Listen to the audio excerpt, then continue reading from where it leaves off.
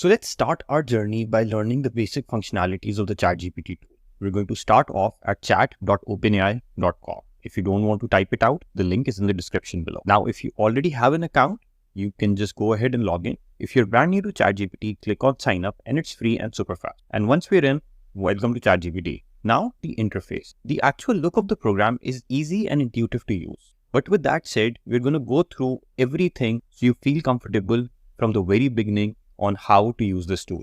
The first thing we're going to do is move to the upper left corner and see that there are two different versions of ChatGPT. We have 3.5, which is the free version, and then we have 4, which is the premium version. Now let's start off with the free version. The free version will allow you to do pretty much anything in text format. You can generate massive amounts of content, get suggestions for your website, such as what colors to use, what to write on your landing pages, etc., etc.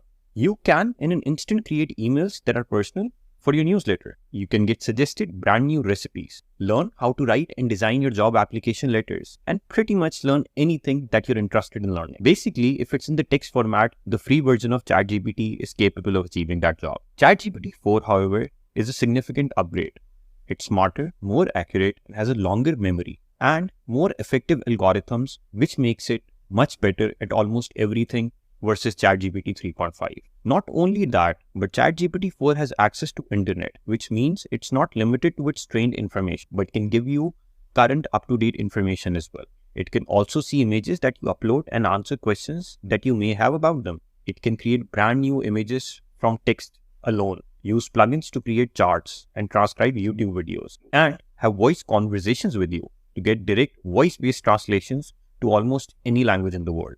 So with that said, I'm going to upgrade mine to ChatGPT 4 to gain access to all these latest functionalities. And if you want to do the same thing, all you need to do is click on the drop-down menu, click on GPT 4 and purchase it. Or you can go to the lower left corner, click on My Plan, and from there just upgrade to the latest version of ChatGPT. Now let's take a quick look at how the free and the premium version of ChatGPT are different and the basic functions of how to actually use this program.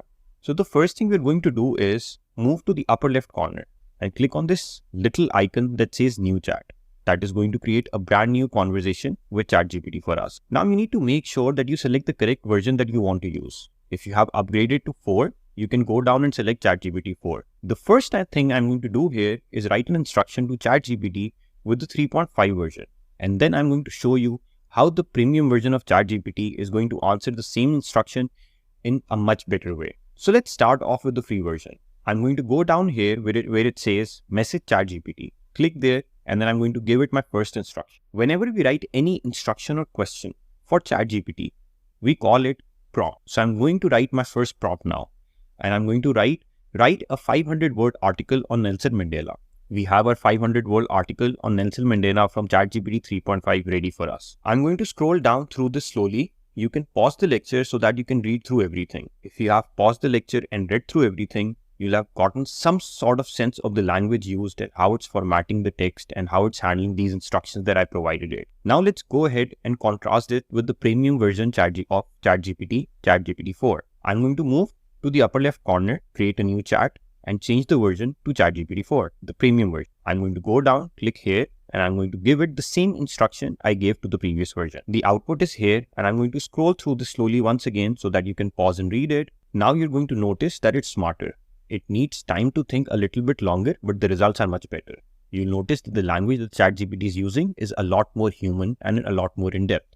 And we're going to talk a lot about how to improve these answers as we dive deeper into this tool and how to make answers more personal to you. But for now, understand that the premium version of ChatGPT has a higher critical reasoning ability. So it's able to answer the questions much better than version 3.5. Now, once you're in a conversation with ChatGPT, you're going to be stuck here with ChatGPT 4 in this specific conversation. And in this conversation, you're going to be stuck with ChatGPT 3.5. You're never able to change the versions in the same conversation.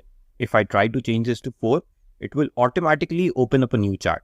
And in order to navigate between different conversations, I just need to click on them. Now, there's a lot of customizations you can do beyond just continuing having the conversation. If I like the result I got, but I want to change the result slightly, I can change the input prompt I provided, aka the instructions. By hovering my mouse over, you'll see the pen appearing right here, and I can click on it and then I can change my instruction. So let's say that I change it to 200 words instead of 500. Now I'm going to click on Save and Submit.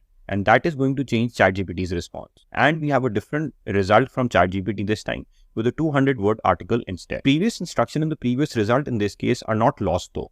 If you look down, just below my name here, you'll see that there is a 2 out of 2. By clicking on the left arrow, I can access the previous instruction that I wrote and hence the previous response from ChatGPT. And then I can go forward again and get the latest instruction and the latest response. Now, if I don't like the response generated from ChatGPT, but I actually like the instruction, the prompt that I provided, and I just want a different response altogether from the same instruction set, what I can do is I can go down to where you see all these different commands and I can go to the farthest right and click on regenerate button. If I click on this one, it will apply this very same prompt once again and ChatGPT will simply give me a new response to the same instructions. And here is the new response. Now, once again, the previous response is not lost. If I go down below the response of ChatGPT, you will see once again it says 2 out of 2. If I click on the left arrow, I can access the previous response to this prompt that I wrote.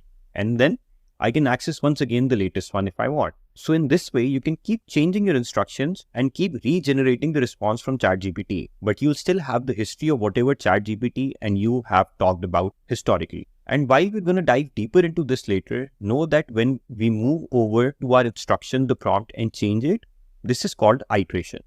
We are iterating through our prompts to come up with a better input for the model. One more thing you will notice is that when you click regenerate, ChatGPT is going to ask you if this was a better or a worse response. It's not important that you answer, it's just that for training of the model so it can get better in the future based on your human response. Now there are a lot more functions that we can use in the chat itself. The first thing we can do here is we can copy the article if you really like it. By going down to different commands down here, this is the copy to clipboard. If I click here, everything is copied.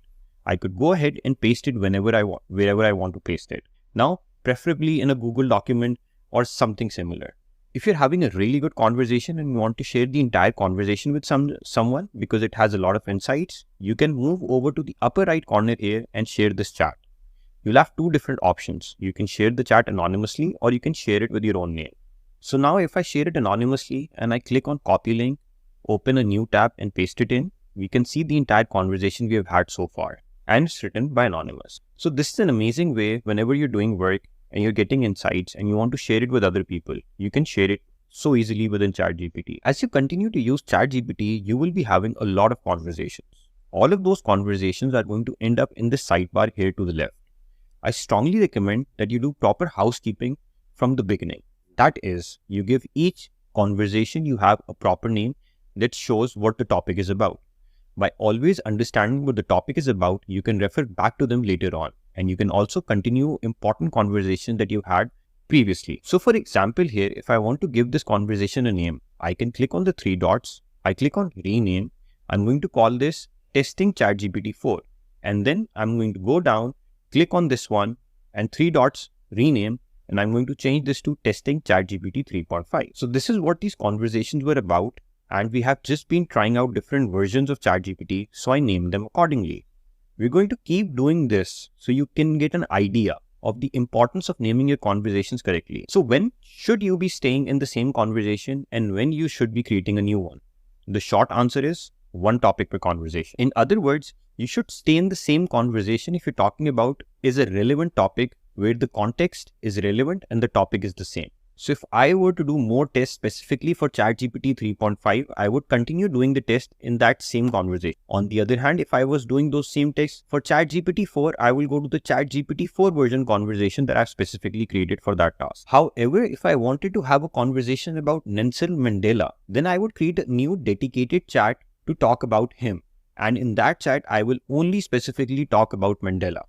1 topic per conversation. If you have a conversation with ChatGPT about the benefits of being vegetarian, and then you start asking for recipes in the same chat, ChatGPT is going to focus on vegetarian recipes. This is very important. ChatGPT remembers the context in each conversation that we have with him. So keep that in mind when trying to decide whether to start a new conversation or continue in the same one. As you're having conversations and you want a cleaner design so you can focus on them, you can just go ahead and move to the left and click here where it says close sidebar. That is going to close the entire sidebar so you can focus on the conversation alone. Now let's open up the sidebar once again and dive a little deeper. Let's go down and click on our name here at the bottom and we're going to get multiple different options here. The first one is my plan. By clicking on my plan, you'll get to see your subscription if you have one. You can also manage your subscription. It's 20 USD per month for now.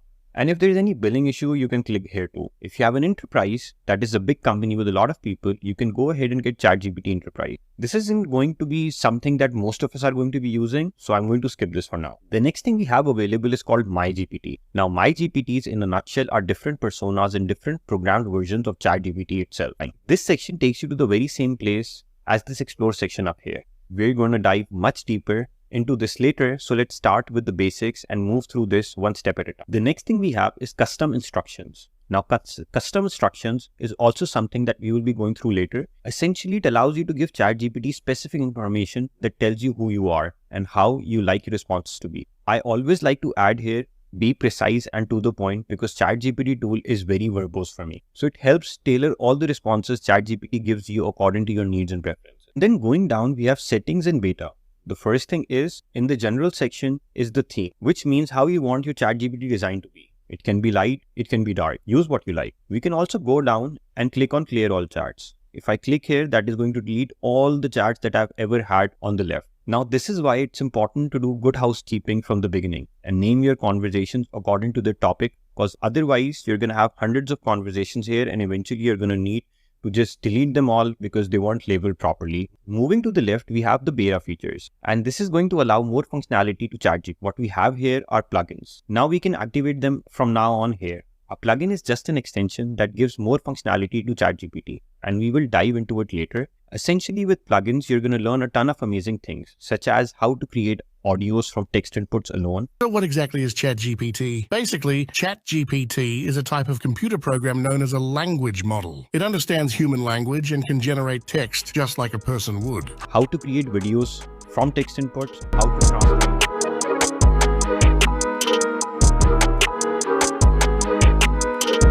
How to transcribe any YouTube video, and how to book trips using Expedia and order groceries online using Instacart. Moving down to controls, first we have chat history and training. In order for the conversation to actually work well and have one topic per conversation, we want ChatGPT to remember what we have been talking about so that it can take context into account and we can have more meaningful and in-depth conversation. So I strongly recommend that you keep this activated. It also means that OpenAI, that is ChatGPT's company that made it, is going to use your information to teach ChatGPT more tricks. In other words, learn even more information. If you're an enterprise user, this is something that you can opt out of. But for us, we need to be opt-in if you want to use ChatGPT the way we do. Next, let's talk about exporting all of our data to see what OpenAI, the ChatGPT's company, have on us. This isn't something to do for everyday use. And this is for very, very specific use cases, I believe. I have never done it. I don't think I ever will. And then finally, we come to delete our account. If you ever get tired of ChatGPT, you can delete it from here. Moving on to the left, we have builder profile. Now, this topic deserves its own lecture on the different GPTs. But in a nutshell, a builder profile allows you to create your own very specific versions of ChatGPT. And then you can link them to your website and publish it in GPT store, so that other people can download your version of ChatGPT, and when they do, your website can be displayed just down there below in the GPT. I personally believe this is going to be a futuristic way of driving traffic and leads to your website. If that is something interesting to you, we will cover it in the course as well. Next, let's download the mobile app. I recommend that you pause this lecture right now, go into your app store and download the ChatGPT app to your phone and log into your account. While there's a lot of ChatGPT lookalike apps, the correct one is the official app created by OpenAI. Once you're logged in, ChatGPT will sync across all of your devices and you'll have access to all of your conversations anywhere, anytime. Pretty amazing feature to have. And finally, you'll be happy to know that ChatGPT is not just limited to text input. You can also click here to upload files like PDFs and images and have conversations about them. ChatGPT 4 also has advanced analytic functionalities. Integrated within it has access to approximately 2000 Python libraries. This is mainly if you work with big data. So for example, if you're an instructor like me and you have a file with all your students and you want ChatGPT to find patterns among your students, who completed the course, what percent of the course was watched by your students, where are my students from, which countries do they belong to, what are the most watched lectures. I can do that using data analysis feature within ChatGPT by just simply uploading a CSV. Or if you have an e-commerce data set in a CSV and you just need to clean up the data, remove duplicates, let's say, ChatGPT can do all of that stuff now too very easily with very simple prompts. It's a feature that can make entry-level data analyst jobs obsolete according to me. Furthermore, DALL-E, the image generation model of OpenAI, is also integrated into ChatGPT paid version, which allows you to create very powerful AI images from essentially very basic text prompts. Now you know the basic functions of using the ChatGPT tool. Next, let's learn how to actually converse with ChatGPT by going through 6 different modes of conversations that I've come up with after revising my ChatGPT courses multiple times in the past 2 years. I call them the 6 modes of communication with AI.